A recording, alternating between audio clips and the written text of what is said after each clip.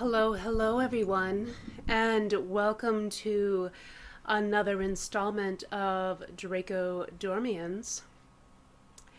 Let's get right into it.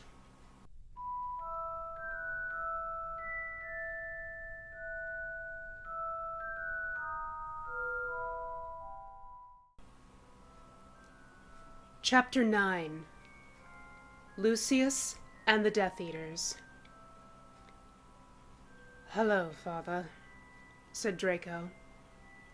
Lucius was still looking like someone had force-fed him a lemon that happened to be taped to an enormous brick. Draco?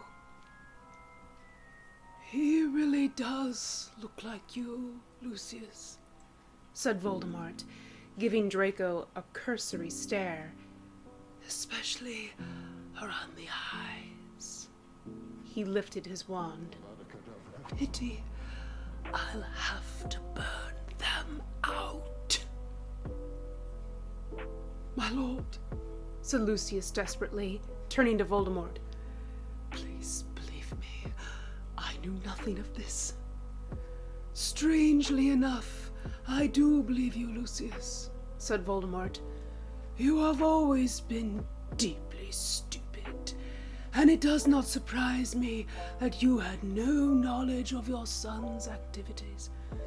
But that does not change the fact that he is a traitor and must die.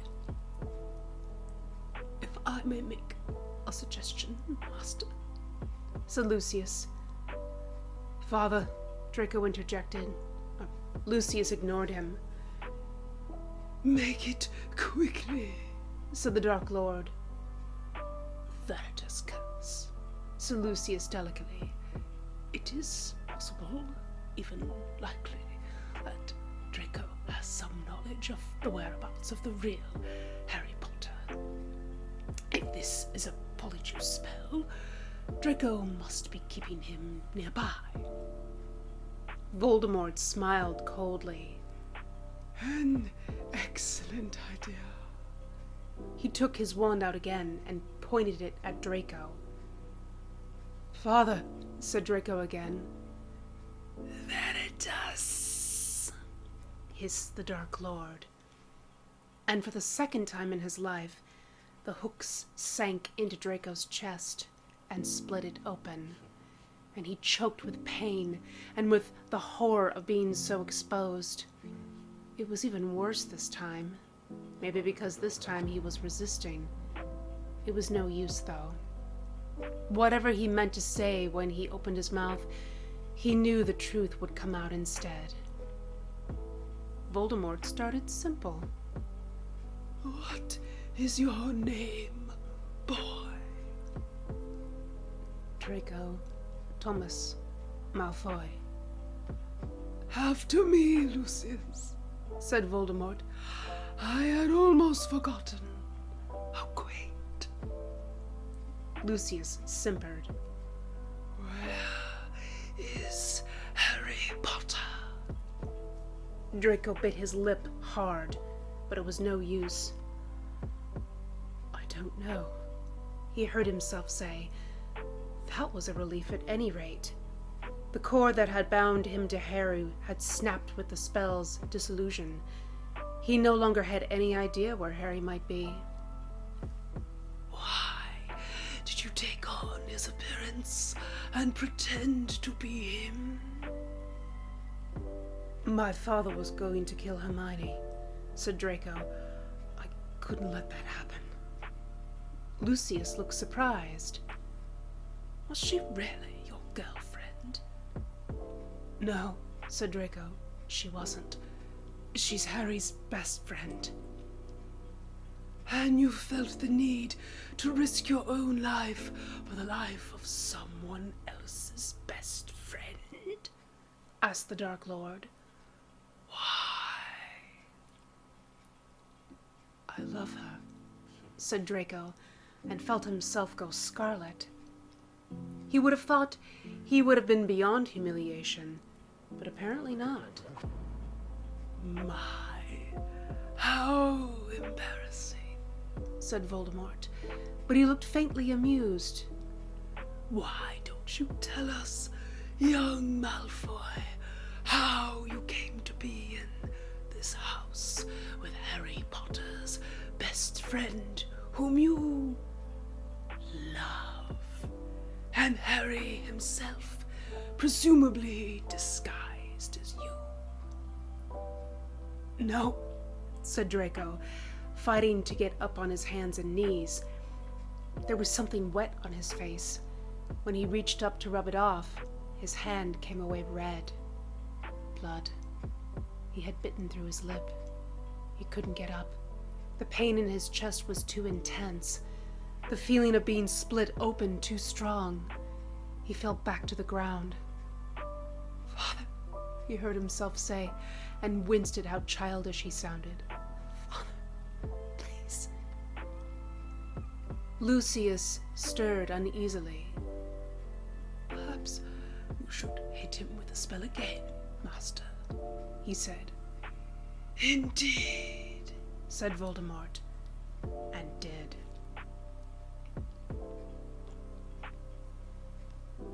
They were nearly at the base of the stairs that led up to the drawing room when Harry gave a mighty yell and pitched forward onto the ground.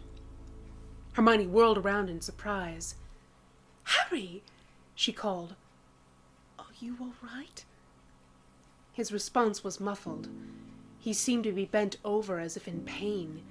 An unhappy black lump huddled on the ground with his hands over his face. She went towards him, and he raised his head. "Hermione, is that you?" She was about to respond impatiently when the light from her wand fell on his face, and her retort turned into a half scream. She clapped a hand over her mouth and stared. "Harry," she breathed, "it's you. It's really you. You're back." Harry reached up, felt his untidy black hair, the shape of his own eyes, his lightning-shaped scar. Then he dropped his hands from his face and gave her a half smile. "I kind of figured that," he said, "on account of the horrible pain and the fact that I can't see anything." Hermione couldn't stop staring at him. It was so strange to see his face as his face again, his familiar features once more animated by the intelligence that lived and belonged there. There was a moment of awkward silence as she gawked at him. Finally he said, "Wish I could see." She knelt down next to him. "I can fix your eyes, Harry. Do you want me to?" For a moment he was silent, biting his lip. Then reluctantly he said, "I guess you'd better." She knew why Harry had never let her or anyone else fix his eyesight with magic before. His glasses had become something of a trademark Harry Potter symbol, whether he liked it or not. And if he'd ever gotten rid of them, which Weasley would have had a field day. They'd already done stories on how he cut his hair in the bathroom by himself with nail scissors, and where he got his clothes. If he got rid of his glasses, it would have meant headlines like, "Harry Potter, too vain for glasses, is the boy who lived getting a big head." And Harry hated that sort of thing. "It'll just be temporary," she said gently. "A correctivity charm until we get your glasses." "It's all right," he said, and closed his eyes. Hermione took her wand out and touched the tip of it gently to each of his eyelids. Then she leaned forward and put her fingers against his temples. "Stay still," she advised, and he took hold of her wrists to steady himself. "Oculus," she said. Harry jumped as if he'd been stung and opened his eyes. Then a reluctant grin spread over his face. "Hey," he said. "Thanks, Hermione."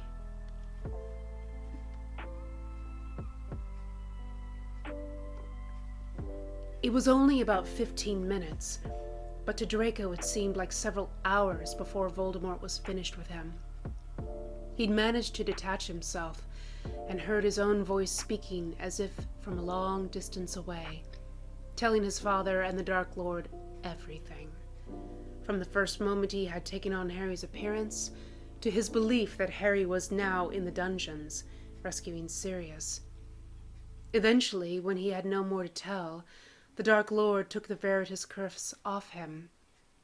The relief was intense, but so was the sickening feeling of guilt.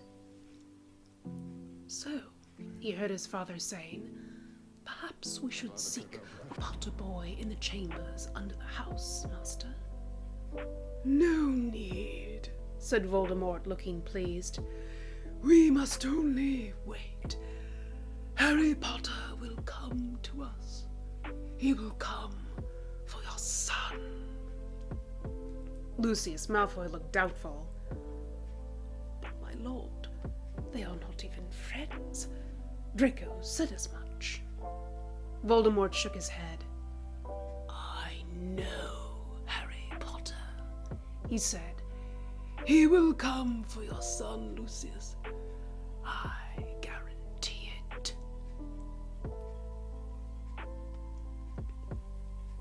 When they came up into the drawing room, Sirius was waiting for them in his canine form. Harry opened his mouth to say something, but Sirius shook his head quickly and indicated that they should follow him. They padded after him down the hallways to Lucius's study, the door of which Sirius opened with a paw, and went in. Narcissa was sitting behind Lucius's desk, just as she had been when Sirius had found her there, only her head was on her arms, and she was crying. Sirius turned back into a man so quickly that there was an audible pop as he did so. He indicated Narcissa with a jerk of his chin. "I had to tell her everything," he said to Harry and Hermione in an undertone. "She's really upset." He glanced at Harry. "Turned back, have you? I thought you might have." Harry looked surprised.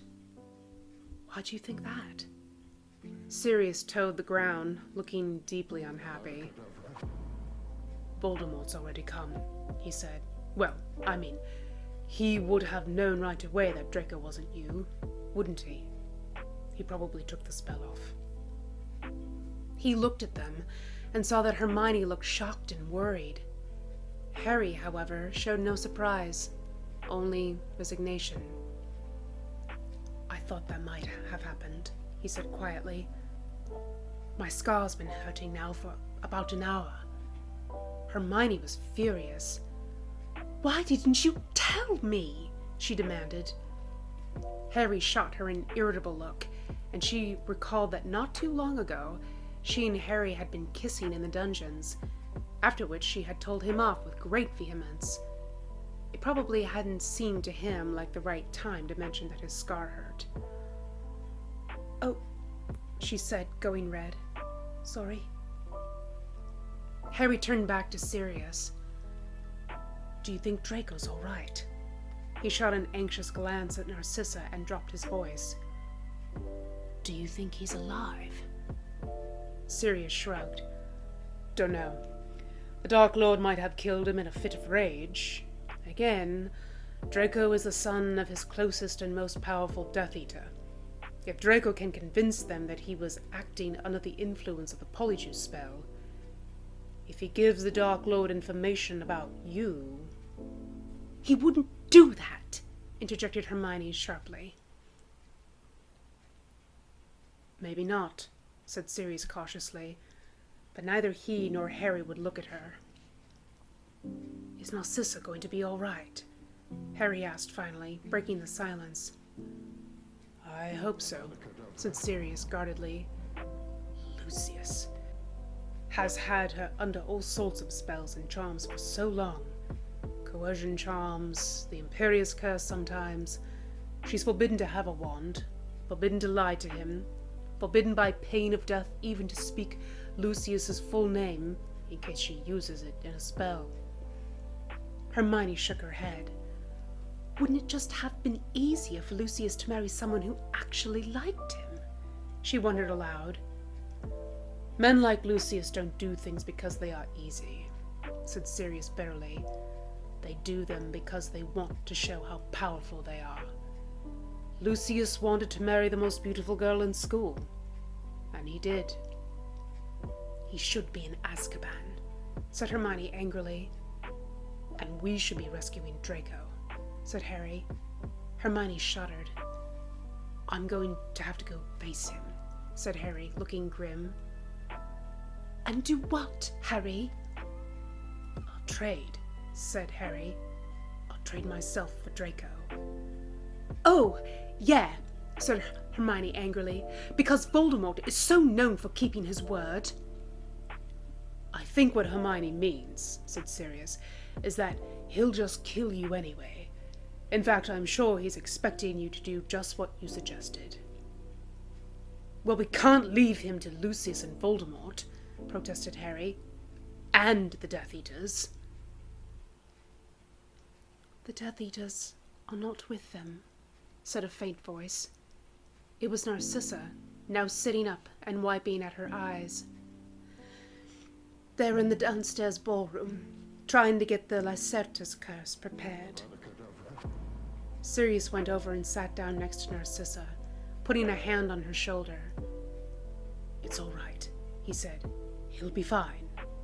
But he didn't sound particularly convinced of this. Harry looked over at Hermione for help, but she was looking extremely thoughtful. She walked over to the opposite side of the room and took down a fat green book from a shelf.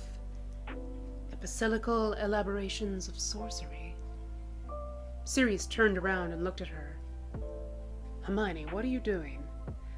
Shush, said Harry and put a finger to his lips. Let her. Hermione began flipping quickly through the pages. I just thought maybe if you could make it work, it would be... Sirius looked confused. So did Narcissa. But Harry just stood and watched her reading and tried to be quiet. Finally, she put the book down and turned to Sirius. I have an idea, she said, but I'll need your help, Narcissa. Sirius looked doubtful, but Narcissa straightened up in her chair. What can I do? She said.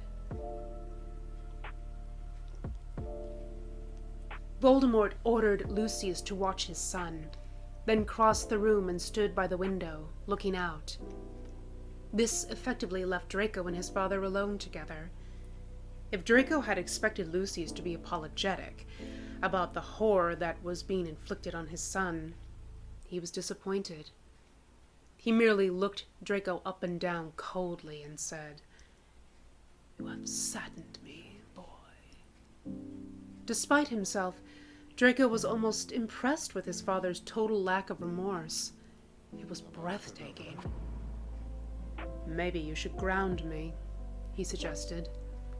Lucius frowned. And your flip sense of humor is not helping your case, he said. If you behave in a proper, remorseful manner, the Dark Lord may forgive you.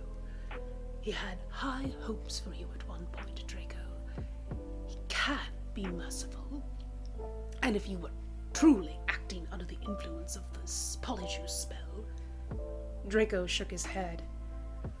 I'm afraid I'll have to disappoint you again, Father, he said. No desire to join up with the Dark Lord here. I'm afraid I can't see what you see in him. Not the most stable guy. Not the handsomest bloke either, he added as an afterthought. I don't know what you hope to accomplish by defying me, Draco, said Lucius, sounding as aggrieved as an ordinary parent discovering that his teenage son has borrowed the car and plowed it into a snowbank. If you don't know that, Father, then I'm not going to explain, said Draco coldly. And if you don't stop defying me, said Lucius even more coldly, I won't be your father anymore. After that, they sat in silence.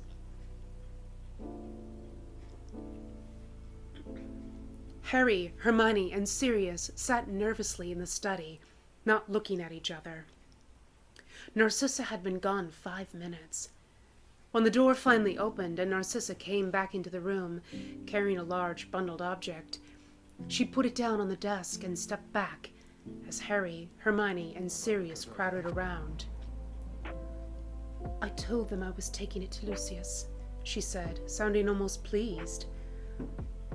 "The more I resist, the easier it gets," she went on.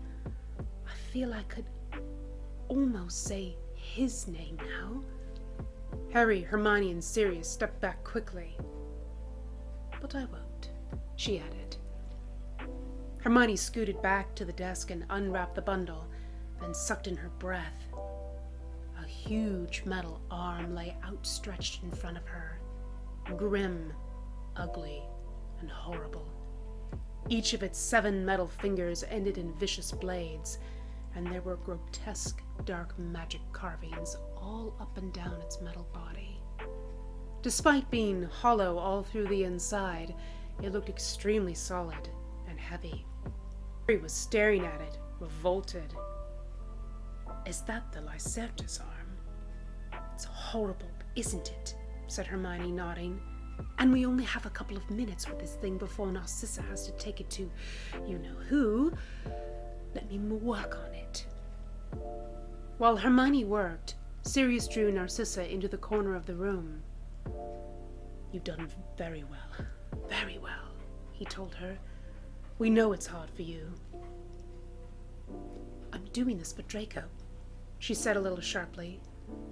"I know," said Sirius.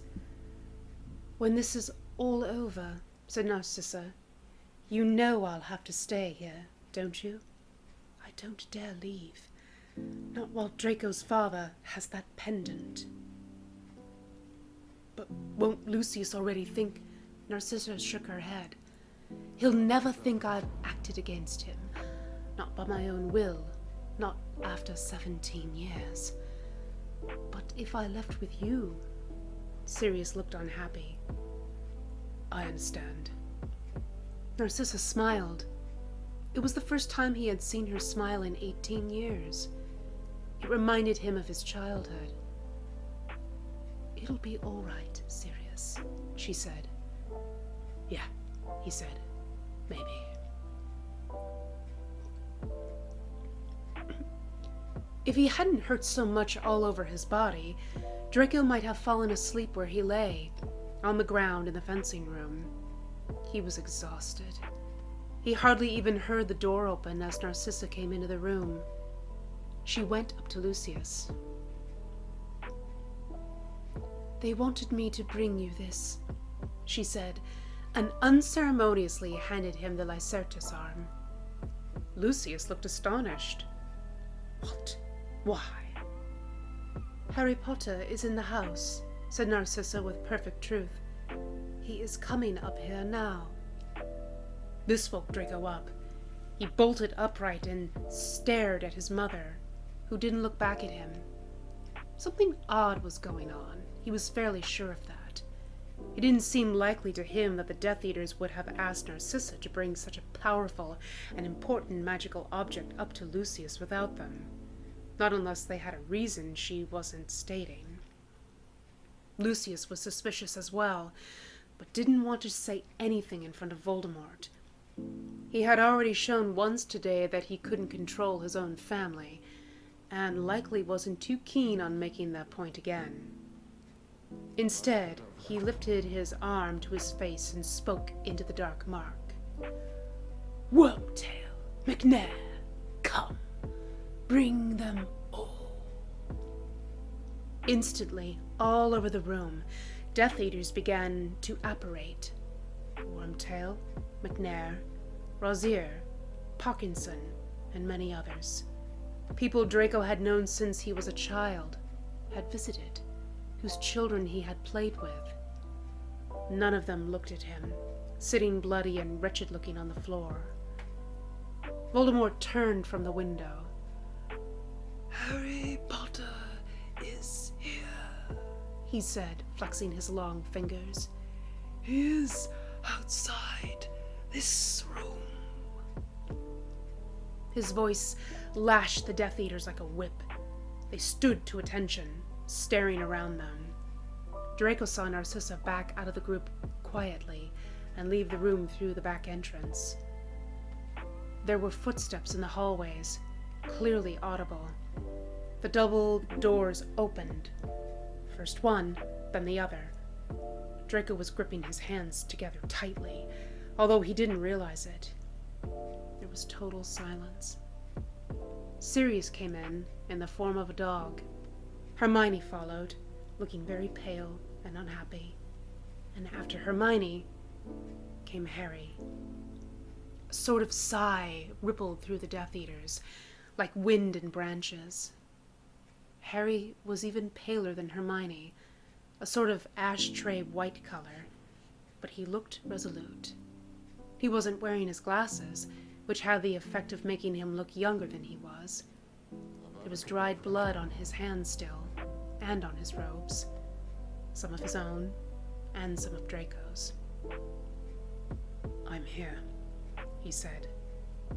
Voldemort stood in the center of the circle of Death Eaters and laughed. "And I know why," he said. "You have come for him." And he pointed at Draco. "Yes," said Harry. "He isn't worth it, Harry Potter," said Voldemort. "What do you think he's been doing here all morning while you were busy rescuing your canine companion? He has been telling us everything, ever since I ended the spell that bound you two, and I really must find out how that was done. It was most ingenious. He has been singing quite an interesting song." "I don't believe it," snapped Hermione. "You're lying. You could have figured out Harry was here without Draco saying anything at all." Voldemort turned his poisonous glare on her. "You must have enjoyed your little interlude with young Malfoy in the wardrobe a great deal," he said, "to defend him so staunchly." Color flooded Hermione's face. Draco tried to catch her eye, but she wouldn't look at him. Then you tortured him," she said, but she sounded less certain. "I cannot imagine why I would wish to torture him for the information that he spent a sordid half an hour in a wardrobe with a stupid girl," said the Dark Lord. "No, he told me willingly, told me everything." Hermione said nothing, but tears had begun to flood silently down her face. "It hardly matters in any case," said Voldemort, turning back to Harry. "I hold all the cards. You hold none.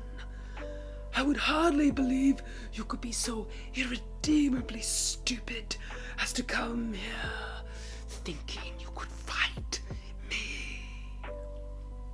Harry held up his wand. "I have this," he said. "You don't dare duel me while I have this." "No," Voldemort agreed and snapped his fingers.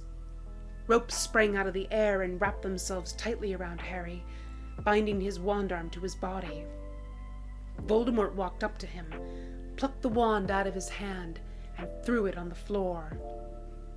"And now you don't have it anymore." He stood up and looked thoughtfully at Sirius and Hermione. "I could kill your friends," he said softly into Harry's ear. "But it would be so much more fun to let you do it." Harry said nothing, only looked at the Dark Lord with hatred. Voldemort snapped his fingers again, and the Lycertus arm flew out of Lucius's grasp and landed in his own outstretched hand. Despite being so thin, the Dark Lord was very strong. He spun the arm in one hand, as if it had been a baton, then lifted Harry's arm, the one that was not bound to his side, and shoved the Lacertus down over his wrist, as if he had been nothing more than an enormous, ill-fitting glove. Harry screamed out loud. The ropes binding him fell away, and he crumpled to the ground, not yelling anymore, but writhing as if the arm were white-hot and burned him.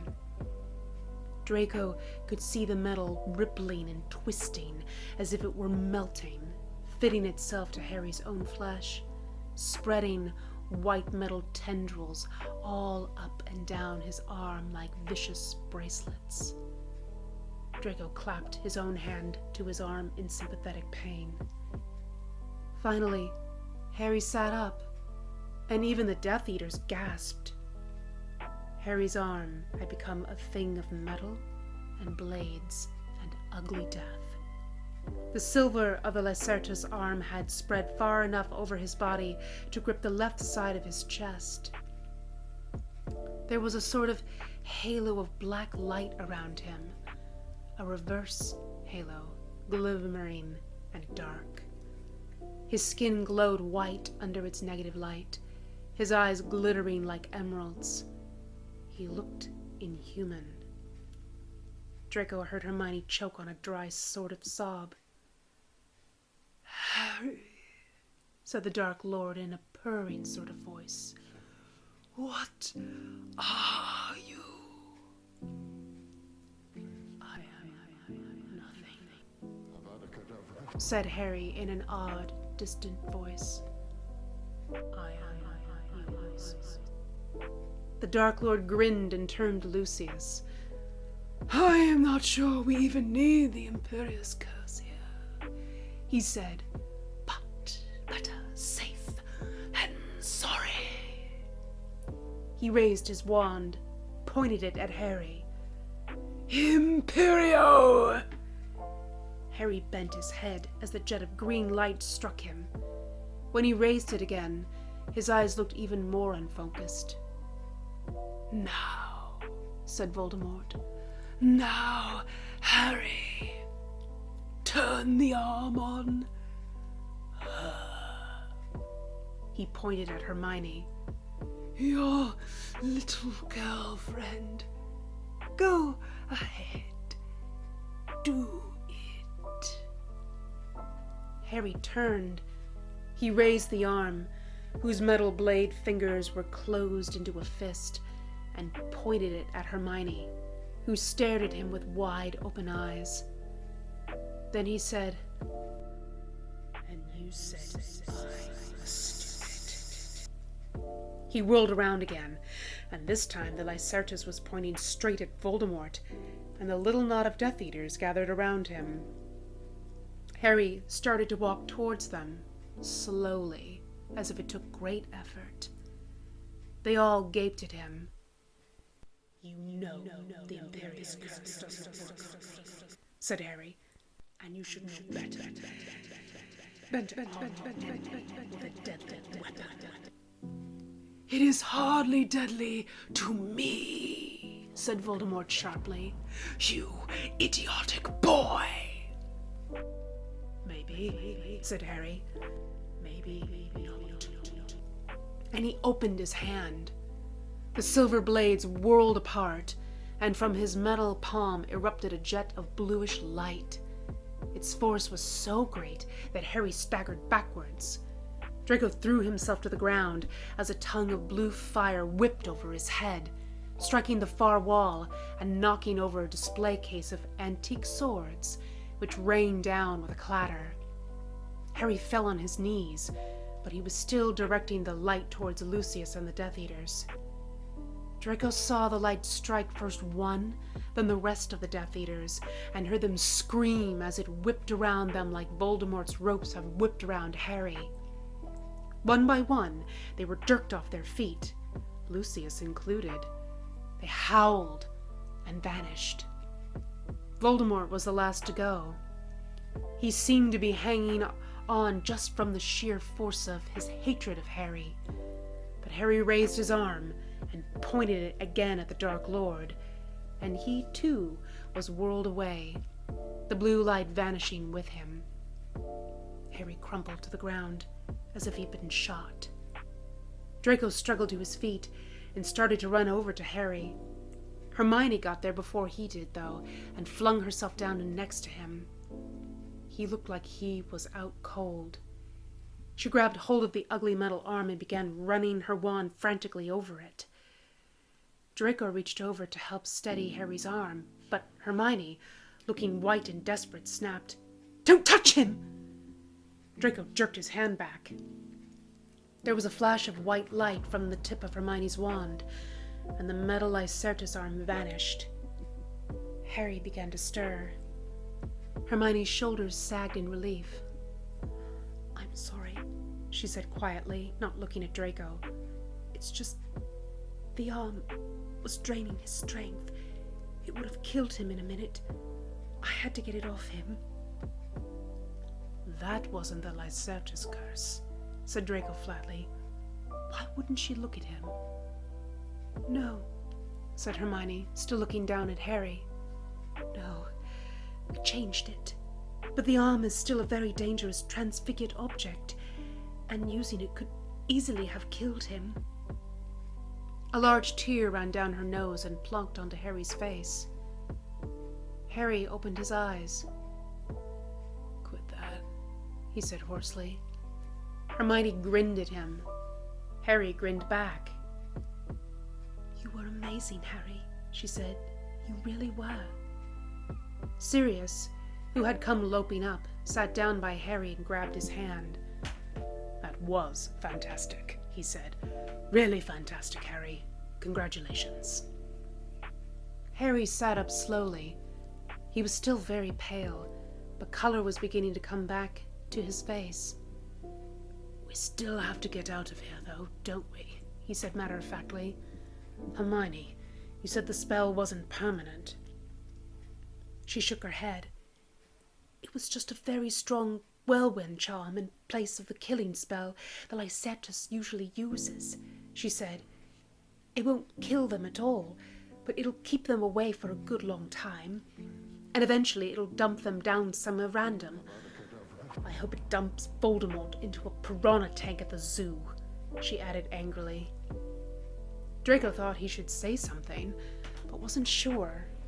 He probably ought to thank Harry for saving his life, but Harry and Hermione were busy grinning at each other like idiots. And then there was Sirius, whacking Harry on the back and treating him like he was some sort of hero. Oh, okay, Draco admitted. Harry was kind of a hero. Although, of course, Draco wouldn't have been in the position to need his life saved if he hadn't been pretending to be Harry in the first place, in order to save Hermione's life, for which she had not thanked him. In fact, she hadn't even acknowledged it. Feelings he thought he'd forgotten came flooding back. Jealousy, rage, and gnawing fear. Neither Harry nor Hermione would look at him. They thought he had betrayed them. They were disgusted with him. "Potter," he said shortly, and reached into his pocket to take out Harry's glasses. "Your specs," he said, dropping them onto Harry's lap. Harry glanced up. "Thanks, Malfoy," he said, but his eyes were wary. This only increased Draco's anger. "Go on," he said. "Ask me." "Ask you what?" said Harry, looking even warier now. "If Voldemort tortured me to get me to tell him where you were," Draco said. "You've been wondering, so ask." "Don't," said Hermione sharply, but neither of them were listening to her. They were looking at each other, green eyes locked on grey. "Well," said Harry, "did he?" "No," said Draco. There was a long silence. "You saved my life, Potter," Draco said. Then he jerked his chin toward Hermione. "But I saved her life, which in my mind makes us even." There was another silence. "Fine," said Harry at last. "We're even." Hermione looked from one of them to the other. Harry was still pale and shaking, but Draco looked as calm and collected as though he'd just been through nothing worse than a bad haircut. although his face and clothes were still very bloody. "Draco," she began, but he didn't even look at her. "I don't want to hear it from you, Granger," he said shortly. Draco bent down and picked up his wand from the floor where it had fallen. Then he straightened up and jammed it into his pocket.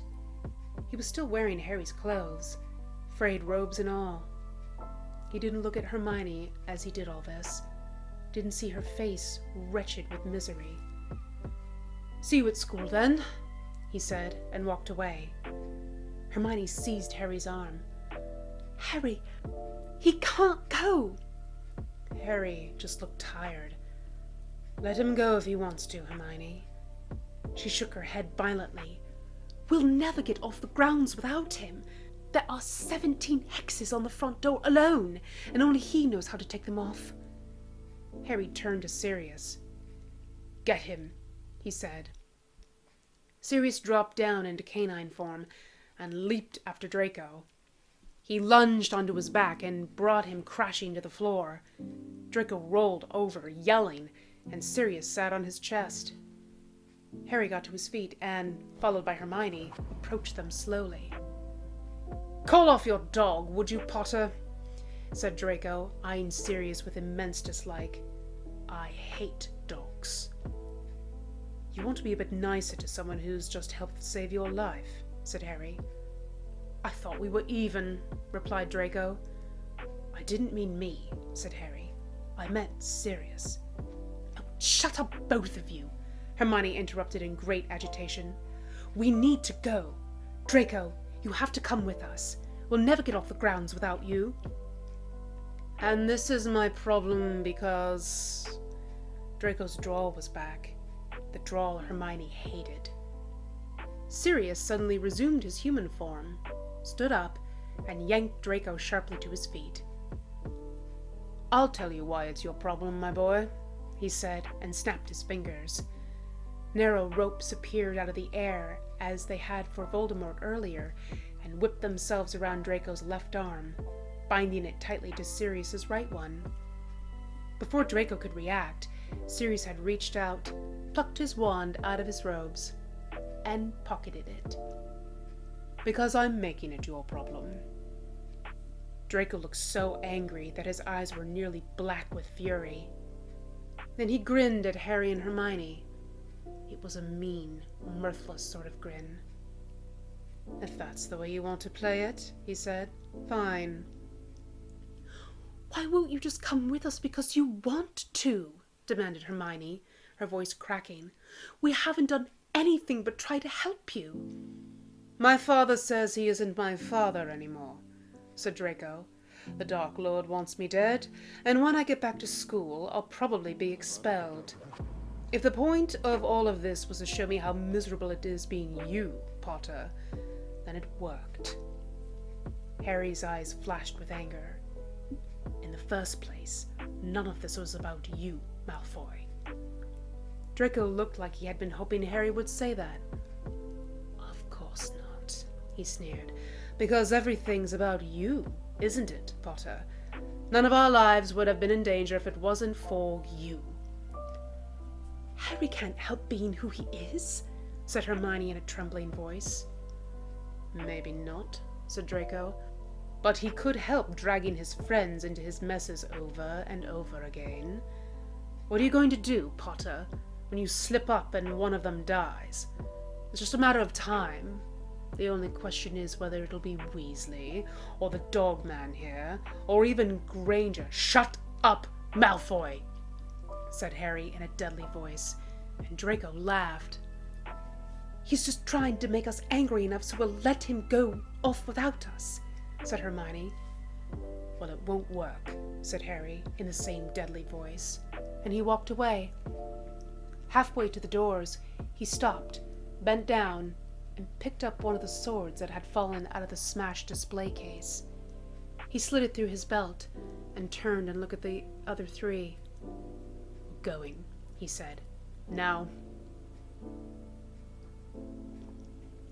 It was going on midnight, and the sky over Malfoy Manor was an inverted black bowl spangled with sequins. The grounds were black and silver and deadly. Of course, if they hadn't had Draco with them, they would have been terminally deadly. Bitter and vindictive he might be, he was still a Malfoy, and knew how to get around the grounds. Sirius walked ahead, pushing Draco slightly in front of him. Harry and Hermione followed behind. Harry was quiet, outspoke worlds of his exhaustion, and as they skirted a number of obstacles, including a nest of giant spiders, which Draco pointed out, and Sirius promptly stunned with his wand, Hermione was feeling more and more wretched. It wasn't just that they were on Malfoy family grounds, which was terrifying, or that Harry was still looking white and ill, as if the Lacertus charm might have done him a lasting injury of some sort. It was also that Draco wasn't talking to her. She had wanted to thank him for having saved her life, but she couldn't, because he wouldn't talk to her. When she tried to approach him, he waved her away. In fact, he had only spoken once, and that was to ask if Narcissa was all right. None of them had the heart to tell him about the epicilical charm, so Sirius hadn't been able to give him much of an answer besides his word that Narcissa was fine. But the shortness of his answer had only pissed Draco off further. Hermione kept sneaking glances at Draco out of the corner of her eye. How could she have been so wrong about anyone? She had been sure, positive, that it wasn't the Polyjuice spell. It couldn't be the Polyjuice spell. But the way he had looked at her earlier, talked to her, back in the fencing room, it was as if the past week had never happened, and he hated her again. They came to a low bridge over a narrow stream, and Draco stopped dead. Harry, who hadn't been paying attention, was about to step on the bridge when Draco reached out a hand and caught at his sleeve. "I wouldn't walk on that if I were you, Potter," he drawled. Harry stepped back quickly and looked at Draco with suspicion. "Why? What'll happen?" "Standard procedure," said Draco, "is to leap 50 feet into the air and scatter yourself over a wide area while screaming at the top of your lungs." Harry looked at him, and for a moment it looked like he might haul off and punch him in the eye. Draco grinned his obnoxious grin again. "Right," said Harry, taking a deep breath. "So it's a bomb, then?" "I wouldn't know what you'd call it," Draco replied, looking bored. "I don't speak Muggle." "It's some sort of explosive hex. Let's just go around it, Harry," said Hermione, looking terribly unhappy. "No," said Harry, still regarding the bridge thoughtfully. "Give him his wand, Sirius." Sirius looked doubtful, but took Draco's wand out and pressed it roughly into Draco's grip. "Take the hex off, Malfoy," said Harry. "And if I don't?" "Then we'll all walk onto it and take our chances," said Harry. "You can go first." Draco frowned, then pointed his wand at the bridge. "Raptus regulator," he said. There was a sharp flash of light, and Draco stepped boldly out onto the bridge. Nothing happened, so Harry and Hermione followed. Sirius had said almost nothing to Draco since he had told him that getting off the grounds was now his problem too. Now, however, he turned to him and said, "What do they use on you, boy? Veritaserum?" Caught off guard, Draco stumbled. "What?" "I saw your face when we came into that room. And again, just now when Harry almost walked onto this bridge," said Sirius. "You wouldn't have told Lucius bloody anything. You're much too proud, for starters. You forget, I was around back in the day when he who must not be named was going around torturing people and using Veritaserum like it was pepper a potion. I know what resisting dark magic looks like." He grabbed Draco's chin and forced his head up. "Bit through your lip, didn't you?" he added, sounding approving. "Very good." Draco wrenched his head away. "What's it to you?" Not much, Sirius admitted, but it might mean a lot to them. And he gestured towards Harry and Hermione, behind them on the path. They wouldn't believe me. Try them, suggested Sirius. No, said Draco with intense bitterness. They were so ready to believe that as soon as the spell was off me, I turned right around and stabbed them in the back. They didn't even ask. You didn't exactly offer, either. If I was Harry, snapped Draco, she wouldn't have to ask. She'd know. You're not Harry, said Sirius with brutal honesty. Not anymore. Draco jerked his head aside so that Sirius couldn't see his face. Harry the hero, he said in a tight voice. He gets to walk home with Hermione, and I wind up chained to the Dogman. Take a word of advice from the Dogman, then, said Sirius. You're not doing a lot to further your own cause at the moment. Just tell them the truth, Malfoy. I'm not sure I'm a Malfoy anymore, said Draco. And I'm not Harry either. I don't know what I am. Hermione had begun to lose track of time when she heard Harry give a sudden whistle of amazement. She glanced up and saw what he was looking at. A huge chasm that bisected the ground in front of them. It was narrow, possibly no more than 30 feet across, but it looked very, very deep. It wound back and forth across the barren ground like an uncoiling serpent. There was obviously no way around it. It's a bottomless pit, said Draco, looking at it with some uneasiness. Or it might be a depthless chasm. I'm not certain. No, I'm pretty sure my father did say that he'd asked the landscaper for a bottomless pit. Draco shrugged. Either way, I wouldn't recommend falling into it. It might have no bottom, but you'll be falling for a long time. Trust your family to have a bottomless pit, Malfoy, said Harry darkly. Other people have shrubbery in the garden. You have a bottomless pit. More unusual than shrubbery, said Draco. Handier, too. Enough bickering, said Sirius sharply. How do we get across? You can't, said Draco. If you were a Malfoy, you could walk over the chasm without a bridge. But you're not. He cocked his head at Harry. Well, maybe you can, Potter. Care to chance it? Harry shook his head fervently. No way. Of course, said Draco added, if I had my wand. Sirius handed it to him and held his wrist while he performed a spell. There was no flash of light, but another bridge appeared, more of a narrow walkway, really, that hugged the side of the chasm. It was barely wide enough for two people to walk side by side. I don't much like the look of that, said Sirius. Draco shrugged. It's what we use when we have to get across with someone who isn't a Malfoy, he said. It's safe enough. It crosses the pit further down. You first, said Harry to Draco, and they went.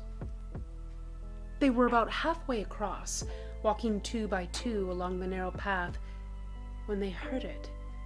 A sort of whirring, thrumming noise directly overhead. Hermione glanced up, trying to see past the 10 feet or so of cliff that stretched above them, and saw that the others were doing the same. What is that? She said. They all glanced at Draco, who looked baffled. No idea, he said shortly. Get back against the cliff of the wall, everyone, said Sirius sharply, and they pressed themselves into the shadow of the rock. After a few minutes, the noise died away, and they started walking again, although more slowly. That almost sounded like a helicopter, said Harry under his breath to Hermione. But it can't be. Not here. It wouldn't work, she agreed. Too much magic in the air. Some sort of flying monster, said Harry worriedly. didn't sound like any kind of animal. She broke off as the whirring, grinding noise came whirring overhead again, this time accompanied by a flash of intensely bright light. Whatever it was had circled around and returned. They huddled back against the cliff, and something soared over their heads. Something big. If Hermione hadn't known better, she would have thought it was a helicopter or a plane, but it couldn't be. "Get back here," said Sirius roughly, and Hermione realized that he was talking to Draco, who had moved forward and was standing on the path, out of the shadows. The bright overhead glare turned his hair to colorless lightning. He was doing something with his hands, but his left hand was tied, wasn't it? "Sirius," said Harry sharply. "He's got his wand." Sirius whipped around. Draco jumped back, furiously tugging at his wrists. Somehow, in the confusion, he had gotten his wand out of Sirius's pocket and freed himself. He yanked the last of the magical ropes from his wrists and dropped them on the ground. There was a very odd expression on his face, half triumph, half despair. "You can go on without me from here," he said, turned, and ran back the way they had come. Sirius dropped to all fours in canine form and bolted after him. Several things happened at once. Draco, hearing Sirius behind him, skidded to a stop, whirled, and ran sideways, off the walkway and into thin air. He hadn't been lying. He could walk on the air above the chasm. His feet kicked up bright silver flashes as he ran, like a knife striking sparks from metal.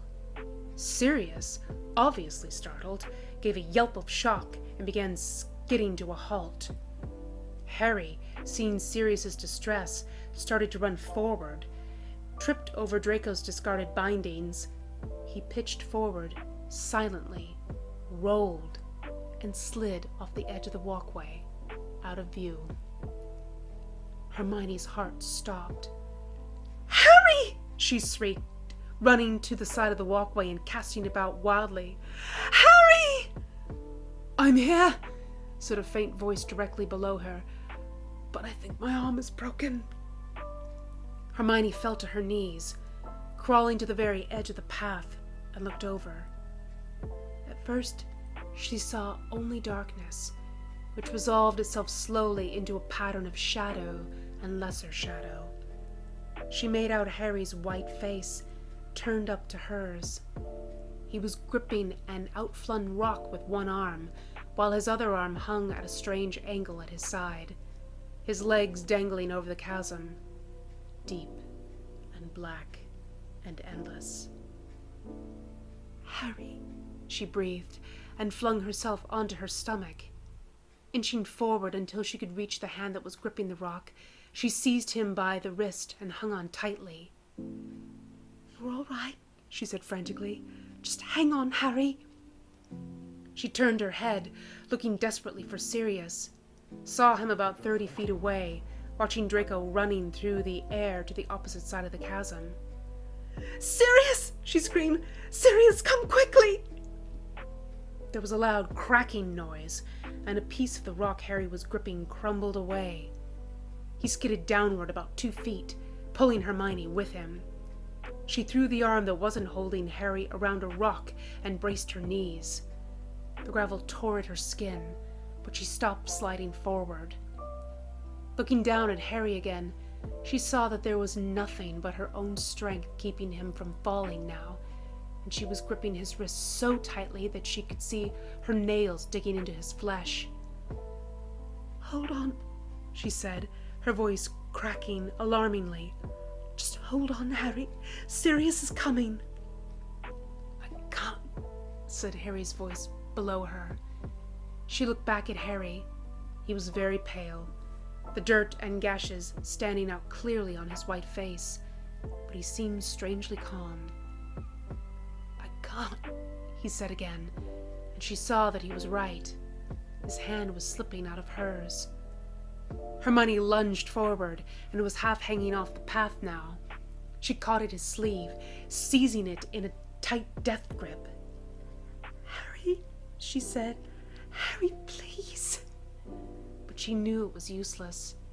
He couldn't pull himself up with his arm broken. He was dead weight on the other end of her arm, and her shoulder was in agony now.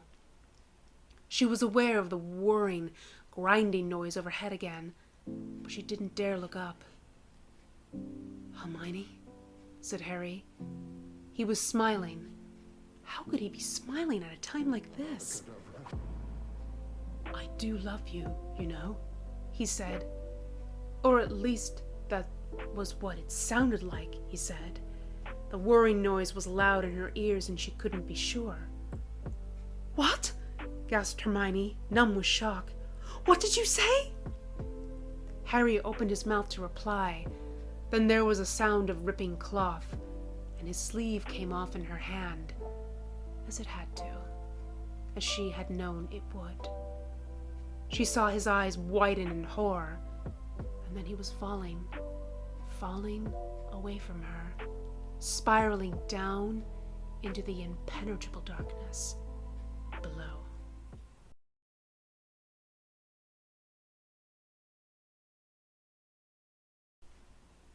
And that is all, guys, for this chapter.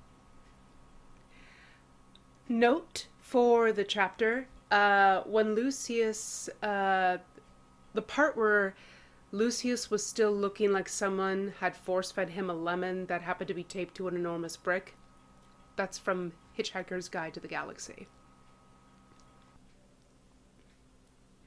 Another quote that we've got is, "Standard procedure is to leap 50 feet into the air and scatter yourself over a wide area while screaming at the top of your lungs," is from Blackadder.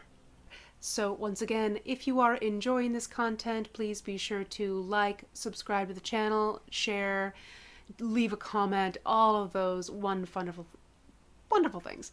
And if you are interested, please check out my Patreon. That has my personal writings on it, as well as spicy art for certain tier members. And I do believe that that is it. And I will see you all in the next one. Bye.